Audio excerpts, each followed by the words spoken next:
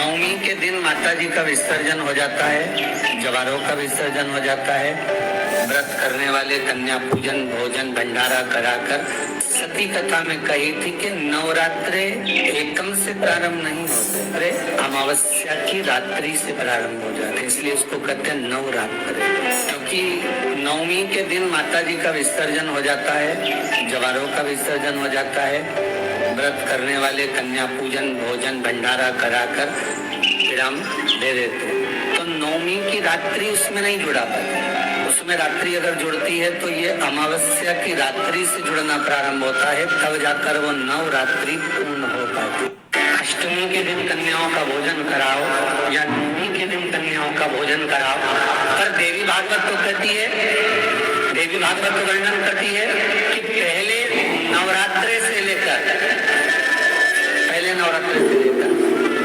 नवमी तिथि तक जितने दिन देवी के होते हैं, प्रत्येक दिन में आप किसी भी दिन कन्याओं का भोजन करा सकते हैं। पहली रात्रि से लेकर पहला दिन से लेकर और 9वें दिन तो सवेरे पूजन करके यज्ञ करके अनुष्ठान करके देवी को विसर्जन करती है।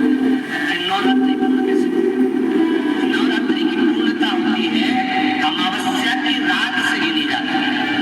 कौन से दिन से गिनते हैं?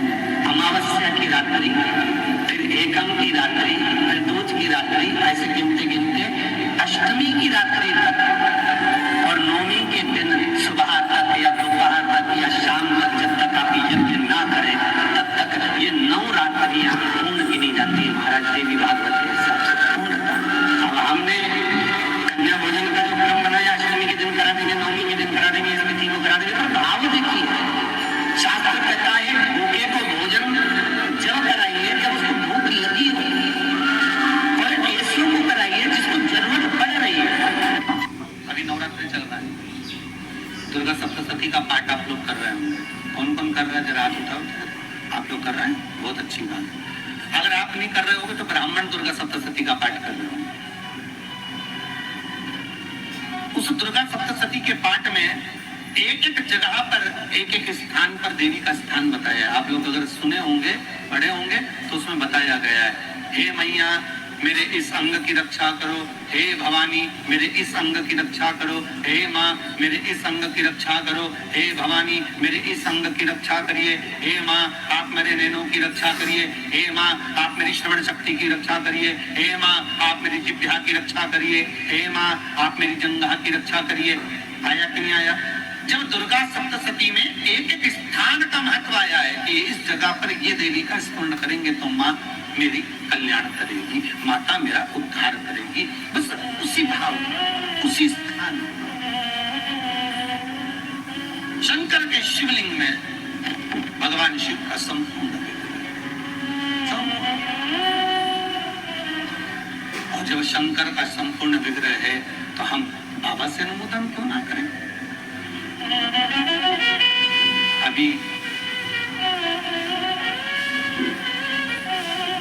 दुर्गापुर के पहले फुसरों में कथा थी, फुसरो झारखंड में।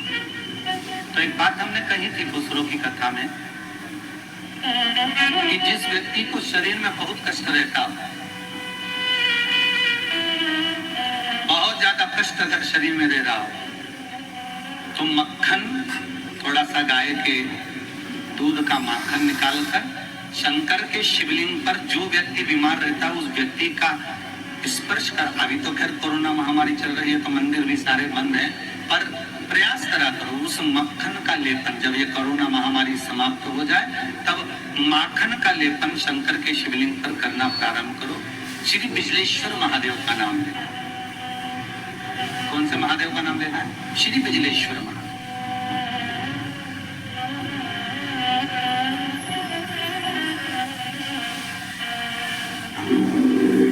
पूरी दुनिया में बिजलेश्वर महादेव एक ही जगह पर विराजमान है, हिमाचल में, मनाली के पास। पूरी दुनिया में शंकर जी का एक ही मंदिर है जहां पर बिजली गिरती है शिव जी के शिवलिंग पर और शिवलिंग के टुकड़े हो जाते हैं। फिर उस मनाली में एक परिवार ऐसा है जिसके पांव नहीं व्यक्ति पूरे मनाली में से मक्खन मांगता है दान में कि बाबा के शिवलिंग के टुकड़े हो गए, फिर वो चढ़ता चढ़ता ऊपर जाता है, धीरे धीरे घसीटता चलता हुआ जाकर बिजली महादेव का एक एक पत्थर उठा उठाकर, शंकर जी का शिलाखंड उठा उठाकर उसको मक्खन से जोड़ता जाता है, मक्खन से जोड़ता है।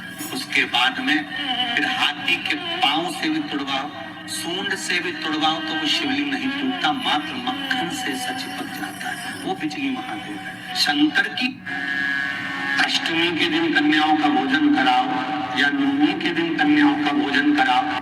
नौमी तिथि तक जितने दिन देवी के होते हैं, प्रत्येक दिन में आप किसी भी दिन कन्याओं का भोजन करा सकते हैं। अष्टमी की रात्रि तक और नौमी के दिन सुबह तक या दोपहर तक या शाम तक, जब तक आप यज्ञ ना करें तब तक ये 9 रात्रियां पूर्ण गिनी जाती है। महाराज देवी भागवत के हिसाब पूर्ण कन्या भोजन का जो क्रम बनाया, अष्टमी के दिन करा देंगे, नौमी के दिन करा देंगे, तिथि को करा देंगे, पर भाव देखिए, शास्त्र कहता है भूखे को भोजन जब कराइए जब उसको भूख लगी हो, और ऐसों को कराइए जिसको जरूरत पड़ रही है। और नवरात्रि में भी देवी की आराधना का एक स्मरण का सुख है महाराज। जोत का विधान है, नवरात्रि में देवी की जोत लगती है, अखंड ज्योति लगती है, जवारे बुआए जाते हैं, कलश लगता है।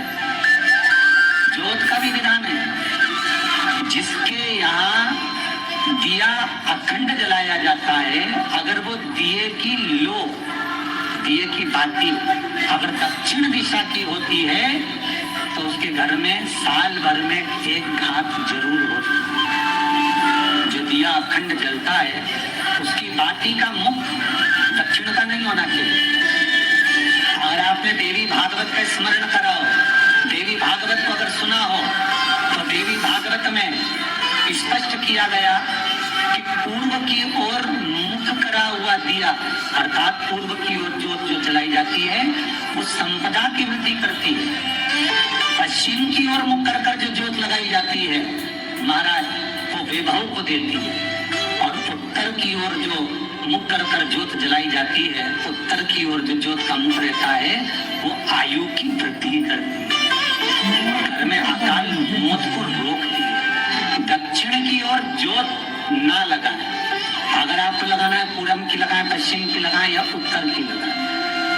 और जितने दिन महारानी जगदम्बा जगतधात्री दुर्गा भगवान चैत्र नवरात्रि में, शरदी नवरात्रि में, आषाढ़ी नवरात्रि में, आदिकाधिक पौष नवरात्रि में हम जगत जननी जगदम्बा की जब स्थापना करते हैं या हम नूतन घर का प्रवेश करते हैं या गणेश जी की स्थापना करते हैं या कोई दुकान को प्रवेश करते हैं या कोई शुभ कार्य करने के लिए अग्रण्य होते हैं तो हम कलश की स्थापना क्यों करते? कलश के अंदर आखिर ऐसा क्या विराजमान है कि 33 कोटि देवता उस कलश के अंदर आकर बैठ जाते हैं।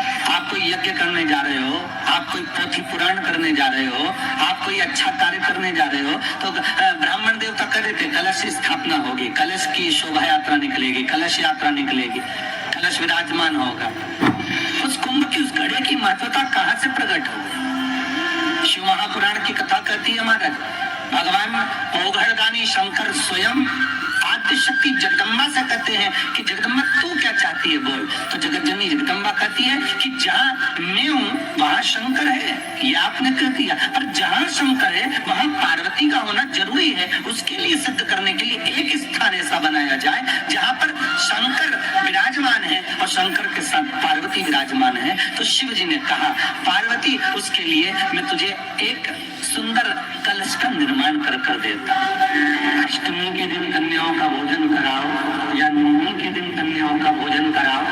पर देवी भागवत तो कहती है, देवी भागवत तो वर्णन करती है कि पहले नवरात्रि से लेकर नवमी तिथि तक जितने दिन देवी के होते हैं, प्रत्येक दिन में आप किसी भी दिन कन्याओं का भोजन करा सकते हो। पहली रात्रि से लेकर, पहला दिन से लेकर और 90 दिन तो सवेरे पूजन करके यज्ञ करके अनुष्ठान करके देवी को विसर्जन कर दिया। फिर नवरात्रि पूर्ण कैसे? नवरात्रि की पूर्णता होती है अमावस्या की रात से गिनी जाती है। कौन से दिन से गिनते हैं? अमावस्या की रात्रि, फिर एकम की रात्रि, फिर दूज की रात्रि, ऐसे गिनते गिनते अष्टमी की रात्रि तक और नौमी के दिन सुबह तक या दोपहर तक या शाम तक जब तक आप यज्ञ ना करें